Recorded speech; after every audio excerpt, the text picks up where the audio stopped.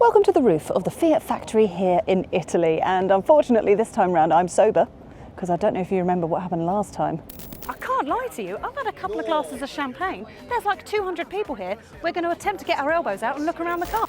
Yeah, so I'm actually sober this time round because we're actually taking for a drive, the new Grande Panda. Shall we? Come on in. Before we get started, I want to say a massive well done to Fiat because they have officially gone for it when it's come to the original nods to the original Panda from the 1980s. They've kept the exact same silhouette, they've gone with the same style lights, and they've really given it 100% in terms of their styling. Now, when you want to bring back a car and like have a name that's a nod to the original, I hope you're listening, Ford, because that's how it's done.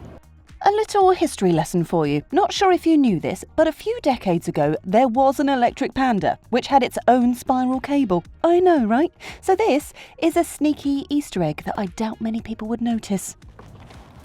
You're not going to believe how far this thing actually goes. So this charges at 7 kilowatts. If you want to charge faster, then you use the one down the side. But this... Oh my God, it's still going. No way! No way! Is there more? There's actually more. Okay. So they said 4.5 meters in the press conference, but that's longer than that, isn't it? You could fit a whole entire car in there and still manage to charge a car. See if it twirls back in easily. Get in there. Go on. Yes. Get. Yes. Yeah.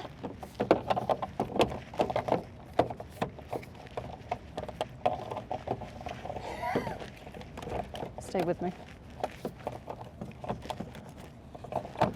Go on. Go on. I can't actually get it back in. Right, so it's just under 4 meters long and there are nods to Fiat everywhere. I mean, there's literally like, there's the logo there. Panda embossed into the car there, which, by the way, you can actually buy things, well, they call them door protectors, but it's basically things that you can stick over the Panda sign that stand out a little bit better. You can get those. And then down the side here, Fiat badge. This is Fiat logo, and then when you see it from another side, it says Fiat, which I think is kind of cool. And then around the back, you've got another Fiat badge embossed into the car here, another logo down here, it says Panda along here, rear wiper, love to see it, and the boot. Do you know what? The boot space is actually fairly decent. We've got 361 litres of space. It's not electric, by the way, just in case you were wondering. We've got it loaded full of our stuff, because obviously we've travelled to Italy and Manos has all of his camera kit, etc. But this is a decent size. It's got quite a big lip to get loads of stuff in, but not too shabby. Do you want to know something quite funny? I know I only had 2 glasses of champagne when I walked around this car originally, but I don't remember much of this. Okay, this is set up for my driving position, so I'm 5'6.5", and legroom is okay.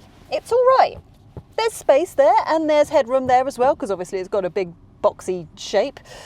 But I mean, it's technically a 4-seater. You can fit in 5 people, but that's not really a seat, is it? But you've got some isofix points there. The seats are quite cushy. Does anything pull down there? No, I should have probably remembered that from last time. But you've got a pocket for your phone there. Very nice. I do want to let you know. So these doors, these are all kind of plasticky, and all along the front there's a lot of sort of plastic going on. But it's recycled. So I was told with every Grande Panda there is 140 food and drink packets within each car that's just been recycled and put into this car. Brilliant. Here's something that I didn't actually spot the first time I walked around this car, and it's not because I had a few drinks, it's just because I didn't notice, but now I can't unsee it. So where we are, we're on top of the Fiat factory. This is quite a famous building. Have you ever seen the Italian Job? You know when they go up on the roof? This is that roof. This is that roof. It's just one big test track. It's like a big long circle. And it's everywhere in this car. It's everywhere. So even here, on the centre console, it's here on the doors, that's here on the screen there, it's there on the screen there, it's here, this whole thing here, and little Panda there, look, little 1980s Panda just in there, which I think is utterly adorable. And yes, you've probably already spotted, there's one on the band box there it is, tiny little one. The band box is made of bamboo because, you know, Panda. So it's actually made of proper bamboo materials that they've turned into stitching and stuff. And it's just basically adorable extra storage. You can get as an accessory a thing that sort of hooks on there, and then you can sit your phone on there for your passenger, which is quite handy. Honestly, I think this car has so much character. We've been discussing this whole day, right, between me and Manos, the cameraman. Manos is not a fan. He finds it a bit too much, and he finds it a bit overdone. I've just noticed another Lingotto.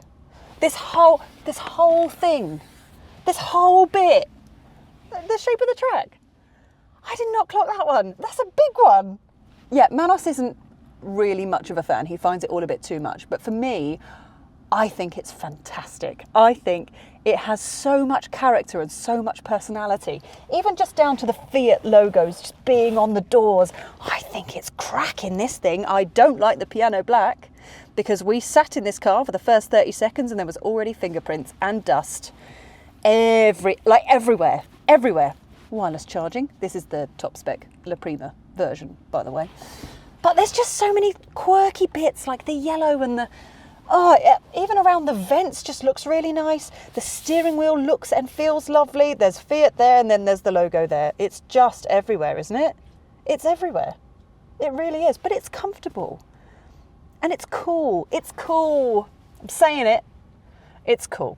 We've got a couple of screens. They're very straightforward. What they did say, they were very proud of this in the presentation. They believe you can sit in this car and you don't need a manual because everything will just be easy to use, not as in a manual, but a manual to understand how the whole thing works because it's all pretty straightforward. They've gone for pure simplicity and they genuinely definitely have, because there's wireless Android Auto, wireless CarPlay, radio, navigation. That's pretty much it. We tried to go for all the settings and there's not much going on in here in terms of settings. You can change your languages and stuff, but there's not much to see on this menu, which I guess is probably a good thing. And then the screen behind here, that's nice and simple. You've got your battery information there, how much power's going in there, or if you're going to be going on to regen braking, your speed, done. You don't need any more than that, do you? And I quite like the physical key in here. I know like the Frontera and some of the new Citroëns also have a physical key, but because this is a nod to the 80s Panda, that feels quite fitting, doesn't it? Climate controls, buttons and knobs, brilliant. Welcome to the beautiful roads of Italy. It is very nice driving around here, I can't lie. And this feels like such a cool Italian car to drive, I can't lie. It's such a funky thing. I think, honestly, in a world where so many EVs are really starting to look the same. I mean, let's, for example, have a look at the Fiat 600e versus the Jeep Avenger. Different on the outside, exactly the same on the inside. This has character, and I like that. It's not the most exciting thing to drive, though. It's a bit on the slow side. So we've only got 113 horsepower in this thing. So we've got a 44 kilowatt hour battery. There's an 83 kilowatt motor and then 113 horsepower. So 0 to 62 in this La Prima version takes 11.5 seconds. It also beeps every time the speed limit changes and I can't figure out how to turn it off. So that might get annoying in this video, but we carry on. What you can do to switch things off, there is a button down here, and if you hold it, 2, 3, 4, 5, 6, 7, 8, 9, 10, 11, 12. Apparently if you hold it down, it should switch everything off. But I don't know how long you've actually got to hold it down for. I think maybe you just got to hold it down for your entire journey. Then it might work. I don't know. I don't know. But what I have noticed about this car is from a stop, as soon as you put your foot down, even if you floor it and then do that little kick down, it kind of takes a second to think about going before it actually goes. It's not got that instant EV feel that we've all got used to. So if I put my foot down now, foot down, then it goes. Then I'll stop, foot down, then it goes. Just gives, it's like an old school engine in a way. It's taken a second just to think about going before it actually goes. In terms of range, just in case you were wondering, it is around 199 miles WLTP, but obviously we'll have to see how you get on when it comes to cold weather, because this car does not come, even as an option, with a heat pump. Steering is just not really much to it. It's quite light. I don't feel completely connected to the car, which I have noticed lately in a few sort of Stellantis cars that I've been driving. And there's not really any drive modes either. So all you've got is you've got a button down here where the gear selector is. That is a C button. Now normally on Stellantis cars you had the B button. And then, so I've got that currently at the moment in my Peugeot E3008, which I'm driving every day. And you press the B button, or you can use the flappy paddles behind the steering wheel, and it changes the levels of regen braking. Here, it's got the C button. So as soon as you turn the car on, the regen braking is basically already on. So that's your eco mode, if you will. So you lift your foot off the accelerator, puts a bit more energy back into the battery, and you feel it brake a little bit more. And then when you switch it off, I can't really feel the difference, which is quite weird. Because the cars from last year, the year before, that has the B button, you can feel the difference when you press the button. But for some reason with the C button,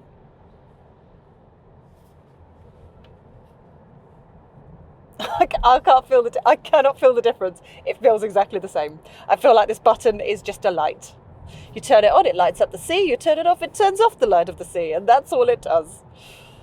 But apart from that, regardless of whatever you're pressing down here, there is a bit of regen, and it will bring you down to a slow creep. It won't completely stop you, but it will bring you down to a creep. Perfectly fine. Meanwhile, I think it's dealing with the lumps and bumps in the road pretty well. Again, it's very similar to other Stellantis cars. I mean, you look at even the Vauxhall Frontera, for example, it drives pretty much the same. And I only drove that one about a month ago, something like that. So driving all of these cars that are very similar back to back, I feel like I'm just sitting in the same car. But this one, in my humble opinion, has the best personality, has the best character. That's what I think. I mean, we're on the 17-inch wheels. So this La Prima version comes with 17-inch alloy wheels. Personally, I would go La Prima for all of this and all of your tech that's included, and the roof rails and all that kind of thing, lovely. But I would keep the 16-inch Steelies. Yes, I would. I bloody love a Steely. Oh, I do. And it's so lovely seeing the Steelies on this Panda. I think looks really nice. So personally, go La Prima, get the smaller wheels, get the Steelies, you're living your best life. That's what I reckon. Because I did actually ask that in the press conference. I was like, do you have to go for the alloys? Can you go for the Steelies? And they said yes. So I checked for you. You are welcome. Because I reckon as well, because we're on slightly bigger wheels, the 16 inches will feel slightly smoother, which is always a bonus. That beep is really irritating. So it beeps every time the speed changes. That's not a beep of me speeding. It's every time the speed changes on each road. And that would really annoy me, and I can't switch that off. So we're currently, while we're driving on the Italian roads, driving behind a Jeep Avenger. And they have exactly the same door mirrors. Exactly the same. Because we were saying earlier, that's the one bit on this car that doesn't quite match the rest of the car. You've got a real boxy exterior, boxy styling like the old school Fiat Panda from the 1980s. Lovely, lovely. In here, all of these curves and circles that match Lingotto, the Fiat factory. And then the mirrors that just match a Jeep Avenger. They've saved money there, haven't they? Do you think they're just kind of churning out mirrors after mirrors and they just stick them on any car that they've got on the Stellantis range?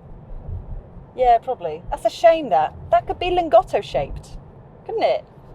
That would look so much better. Can I just say, one thing that I think the Italians do very well is every time we come on a launch, there's always big characters and big sort of colours and all that kind of thing when it comes to their launches. And for the launch of this car, for the advert, they've brought in Shaggy. Not at the launch, I didn't get to meet him, but we got to watch a video of him. And he's basically done a whole new music video to Mr. Bombastic, but singing Pandastic, because it's Panda. It's so good. They call me Mr. Pandastic. That's what they did for the whole video. It was absolutely brilliant. I was like, of course they've done that. I thought it was great. Oh, see? This is what I like about Fiat. They're quirky, they're different, and they're more than happy to be quirky and different. They go bold. You know? Nothing boring here. I like it. I know it's slow, and I know it's not the most exciting car to drive. I know you're probably just going to do the school run in this, and you're probably only going to drive about 25 mile an hour. If you're driving around London, 20, perfectly fine. But you'll be smiling while you're doing it. You will be. Like this. Charging wise, so obviously you've got the 7 kilowatt twirly whirly cable that comes out the front of the car, but you can do 11 kilowatt using the rear plug, and then when it comes to DC rapid charging, that's 100 kilowatts, which is pretty standard across the Stellantis range. That will get you from 20 to 80% in around 27 minutes. So here we are then, back where it all began. We've had a lovely little drive, a slow drive, but a nice drive. Oh, by the way, I forgot to tell you, this is called a Grande Panda, not because it's a big Panda, it's because this is the Mama Panda. So the outgoing Panda, the petrol version, will remain, but this will be like Mama Panda, and the other one will be like Baby Pandina. That's kind of the idea. So in terms of price, this thing starts at just under £21,000, and the hybrid, just under 19k. That's decent. I mean, would you rather have one of these or a Vauxhall Frontera? I know what I'm picking. I'm picking that. It's got way more personality behind it, and I think the styling is just that much better. Honestly, I think it's cracking. I really do. By all means, let us know what you think in the comments section below. I am off to get a glass of wine because I'm done driving now. So I'll see you next time. I'm Mr. Lover Lover. Smooth. I'm Mr. Lover Lover. They call me Mr. Pandastic. Semi-fantastic. Touch me on the back, it says I'm Mr. Romantic. Semi-fantastic. Touch me on the back, it says I'm Mr. Boom, boom, boom, boom, boom.